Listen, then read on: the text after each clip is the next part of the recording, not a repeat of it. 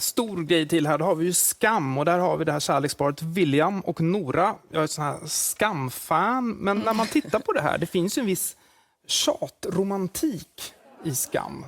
Vi tycker det är jätteroligt att vår videoserie har fått så mycket uppmärksamhet och skapat en hel del diskussion. I den här sista delen av tjatromantik i Skam tänkte vi försöka bemöta lite av de motargument som vi stött på i kommentarerna. Det är många som inte håller med om att Williams kontrollerande och manipulativa beteende romantiseras i serien. Att serien snarare menar att problematisera det här beteendet. Vi tror inte att det är så. Och om det var seriens syfte så har manusförfattare inte gjort ett tillräckligt bra jobb med att förtydliga detta, eftersom många bevisligen tycker att Nora och Williams förhållande är romantiskt och eftersträvansvärt. Är det så att ni är kära i William? Ja. I actually love that side of him when he just kept Skam-William. Han kom till Stockholm och liksom skapade Justin Bieber-hysteri. Ja. Vi anser att serien inte problematiserar det här beteendet, eftersom att allting som kunde problematiseras, som att William till exempel blev arg på Nora när hon trodde att hon blivit våldtagen, rinner ut i sanden och aldrig tas upp igen.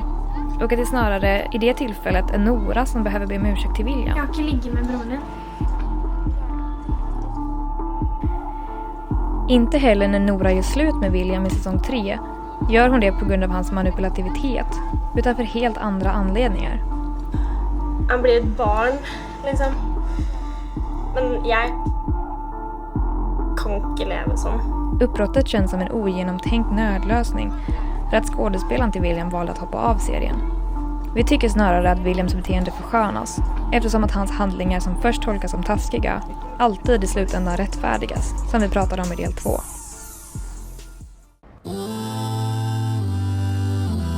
Andra menar att tjatromantik i film och serier inte är ett problem, eftersom media ändå inte påverkar oss. De anser att alla är medvetna om att det som händer på film bara är på låtsas och därför inte blir påverkade av det. Men varför skulle då företag vara villiga att betala så mycket pengar på produktplacering och reklam som de faktiskt gör? Jo, för de budskap vi matas med inom medier har undermedveten påverkan på vårt beteende. Jackson Katz, professor i kulturvetenskap, säger i dokumentären Misrepresentation från 2011 att folk lär sig mer från media än någon annan informationskälla. Så om du vill förstå vad som pågår i vårt samhälle under 2000-talet så måste vi förstås på media. Därför är det ett problem när tjatromantik hela tiden återskapas i film och serier. Det verkar för att upprätthålla en skev världssyn och glorifierar ojämlika maktrelationer som faktiskt existerar i vårt samhälle. Han började liksom kontrollera väldigt mycket och liksom skulle hålla koll på en. Och just då tyckte man väl att det var jättegulligt. Man liksom, ja men...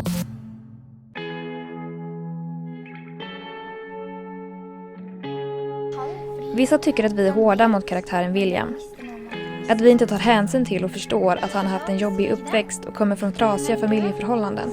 Han är en död lillesus liksom, det är drittragiskt. Och att Nora är en självständig tjej som gör egna val.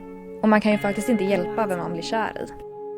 Grejen är den att varken William, Nora eller andra i Skam är riktiga personer. De är karaktärer skrivna av manusförfattare som aktivt konstruerat de logiska förhållandena mellan orsak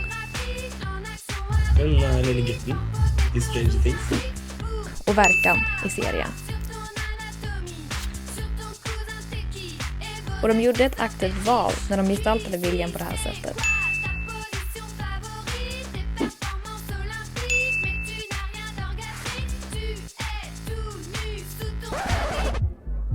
Vi tycker inte att alla karaktärer som skrivs ska vara perfekta och göra perfekta val.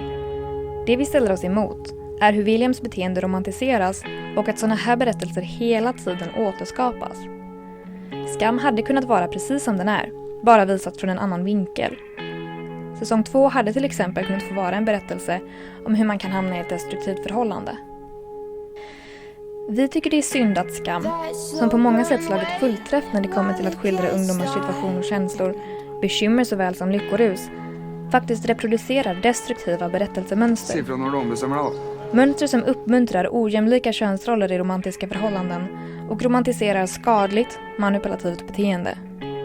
Det vi önskar är ökad kännedom om destruktiva berättelsemönster så att människor kan tänka efter och analysera det de ser och därmed inte bli lika påverkade av dess budskap. Vi hoppas också kunna uppmuntra filmskapare till att berätta mer normkritiska berättelser. Så det.